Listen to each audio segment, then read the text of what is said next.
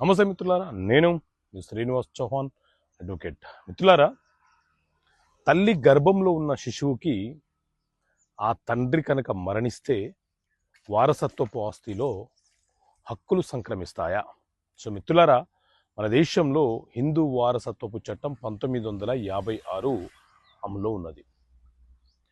ఈ చట్టంలోని సెక్షన్ 20 ఏం చెప్తుంది అంటే, అకస్మాత్తుగా ప్రమాదవశాత్తు భర్త కనుక మరణిస్తే ఆ సమయాన భార్య కనుక గర్భావతి అయి ఉంటే ఆ గర్భంలో ఉన్నటువంటి బిడ్డ కుమారుడైనా కూతురైనా ఆ బిడ్డ జన్మించిన తర్వాత ఆ తండ్రి యొక్క వారసత్వపు ఆస్తిలో వాటా కోరే హక్కును కలిగి ఉంటారు.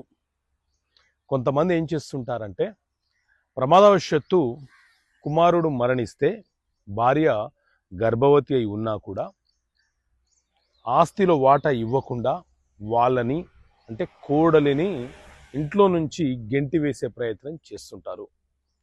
సో కోడలు ఆ క్షణమున ఇంట్లో నుంచి బయటికి వెళ్ళిపోయినా ఆమె ప్రసవించిన తర్వాత బిడ్డ తరపున ఆమె న్యాయస్థానములో వాటా కోరుతూ కేసు వేసే హక్కును కలిగి ఉంటుంది.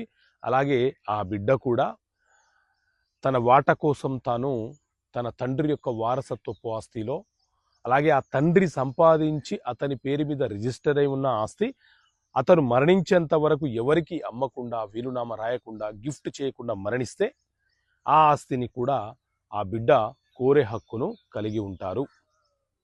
ఓకే మిత్రులారా, థ్యాంక్ యూ. జై హింద్.